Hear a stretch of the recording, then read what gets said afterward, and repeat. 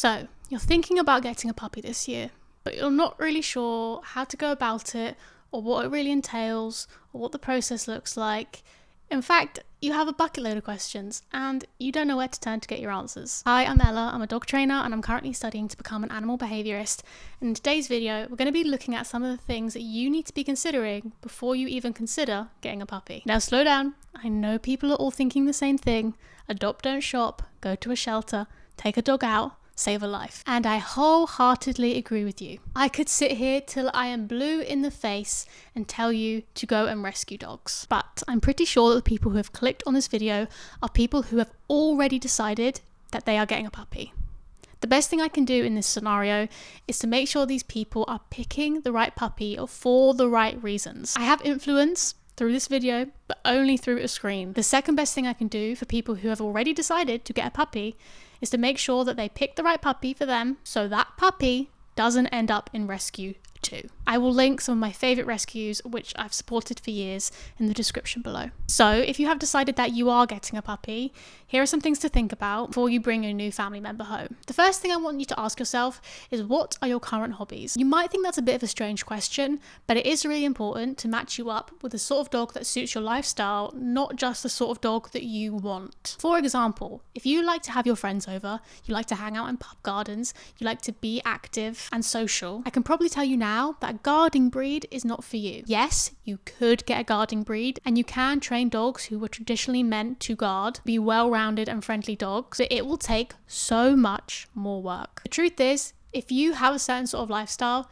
and there is a dog already out there that suits that sort of lifestyle, why try and fit a round peg into a square hole? There will be outliers in every single breed and probably in most litters. But do not assume that your puppy will be the outlier. There's one thing that is true no matter what puppy or dog you get, and that is that a dog will incur lifestyle changes. Whether you're going from 0 dogs to 1 dogs or 4 to 5 dogs, each dog will change your life in some way. You just have to decide whether the way in which they're going to change your life is worth it to you.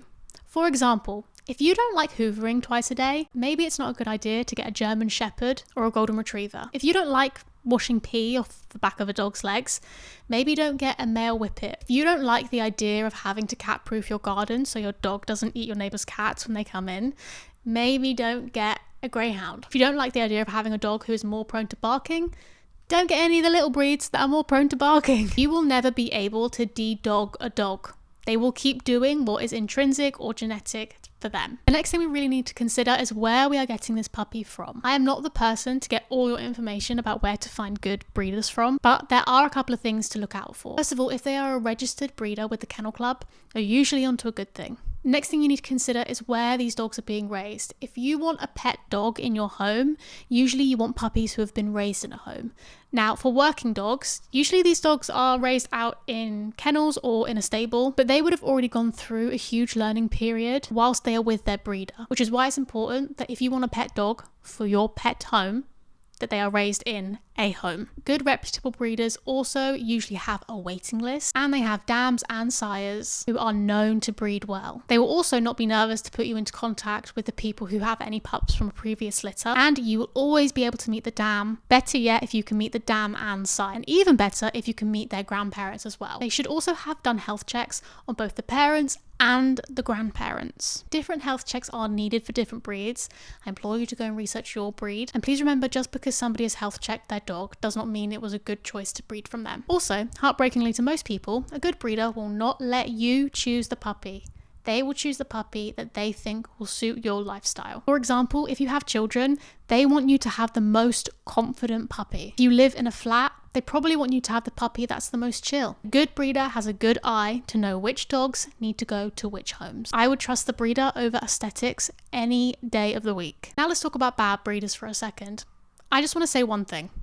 You know in your gut when you go to see a puppy whether or not this person and their breeding practices align with your morals. And I can say, as somebody who works with dogs who are expressing behavioural issues, the majority of dogs I see are from badly bred situations. I've had people say things to me like, oh, I saw their picture on Facebook and I just couldn't leave them. Or I went to pick the dogs up and they were in the basement with the lights off all alone. Or we drove all that way. Of course I wasn't going to say no even if the puppy was in bad state. I understand that in these situations you want to do what's best, and what most people think is best is taking that puppy home and saving them. But in reality, you're not saving a puppy. You're ensuring that that breeder can breed again and put more puppies in that situation. If you go and visit a puppy and you don't think that that bitch is healthy, or these puppies are healthy, or they're being looked after, do not take a puppy home with you, do not sign a contract, and report them. Again, I will remind you, you are not saving a puppy, you are ensuring more puppies will be able to go through what that puppy has been through. Next, we're going to look at your daily life and where a puppy and an adult dog will fit into that. Are you already getting up for morning walks? And if not, do you really think a puppy is going to change that?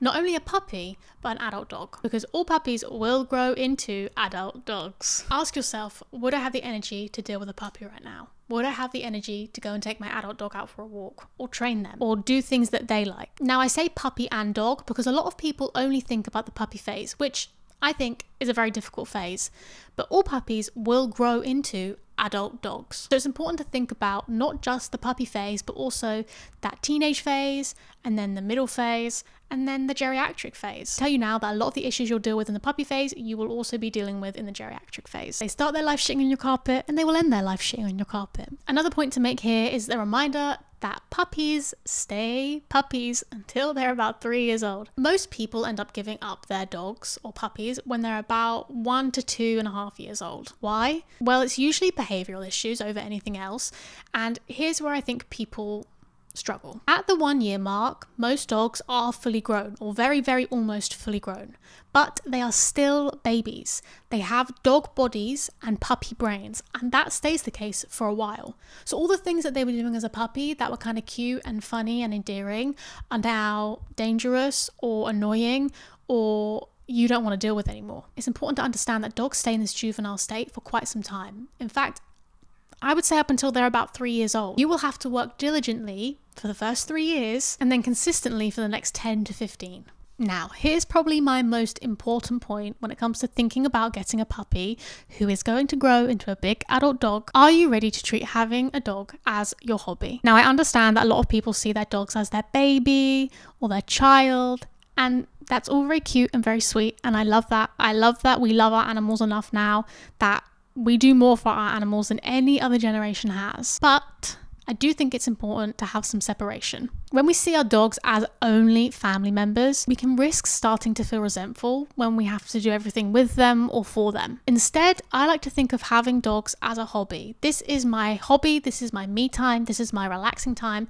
This is the thing that I am interested in and I want to do in my spare time. And the reason I think that it's one of the most important things to consider when bringing a new dog into your home is because training your dog is the one thing that you're going to have to do for the whole of their lives, and the one thing that you're going to rely on for the whole of their life. So if you don't really think you're that interested in dog training, I personally would not get a dog. I'm going to be really honest right now. I don't really see the point of getting a dog if you're not into dog training, or you don't want to start dog training as a hobby, because you will rely on your dog training every single day. You will rely on your dog training every time you eat a meal, every time they eat a meal, every time you leave the house and go to the park, open the front door or get them in the car. You will rely on dog training in every aspect of their life and of your life for the next 15 years that you have them. So if you don't think that you would really be into dog training or having a dog as a hobby, most of which is training, having a dog as a hobby, most of what you're doing with your dog is training them. Remember, the time you spend teaching them and the time they spend learning are two separate things. We can teach them for half an hour a day, but they are learning all of the time. If you see puppies or dogs being trained on social media and you think, yeah, I want that, I do just want to remind you that usually these owners have put in a lot of time, effort and money to get those results. That doesn't come with one training session a week, doesn't come with an 8-week puppy course. That comes with a lot of dedication. And if that's the vision you have for you and your future dog, to go to cafes, to go to pubs, to have play dates with friends, to be able to take them on holiday, to be able to have guests over, to be able to eat your dinner in peace, to open the front door without them running out, to open the car door without them running out, to have an amazing recall of wildlife, of other dogs, to make sure you train them not to eat things off of the floor, all things that you need to just live the life that you want to live with them, that will take training. So if that's the idea you have of having a dog, and that's what you want, that's your criteria for having a dog, I want to be able to do this list of things, then I think it's important that we realize now that that list of things is probably going to take some time and is definitely going to take a lot of training. Next, we're going to talk about your breed of dog or puppy that you want to bring home. First point is spend time with that breed. I don't just mean watching videos, though that's important. Talk to people who already have that breed. Not just one or two people, as many people as you can. Join Facebook groups, especially about that breed. Watch videos about that breed. Find local meetups for that breed. Go and spend time with them. Ask to handle them. Look and see if you can borrow someone's dog who's that breed, because just spending time or walking a dog versus living with them can be quite different. If you can't find that breed, find a breed that's in the same group as the one you want and try and spend time with them. See if you can volunteer at local rescues just to spend more time around dogs and understand how dogs learn and how to interact with them in safe ways. Understand your breed's downfalls, understand their common health issues and behavioural issues. Ask yourself whether you'd be willing to deal with those issues, and ask people what they struggle with most with their training. You will find commonalities. For example,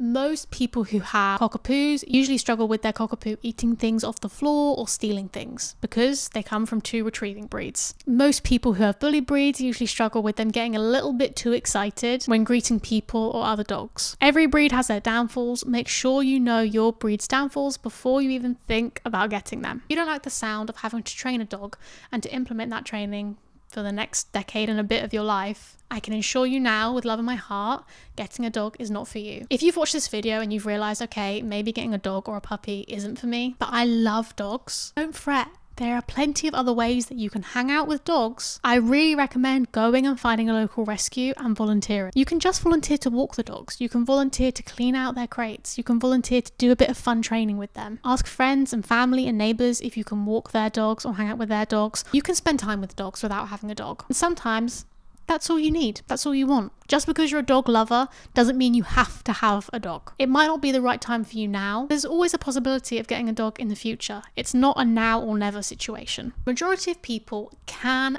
handle a puppy, but the majority of people end up not really enjoying the process. I think getting a puppy should be an enjoyable process. You need to be prepared, educated, and willing to let shit go. People get stuck repeating the same things with their puppy, thinking they're going to get different outcomes.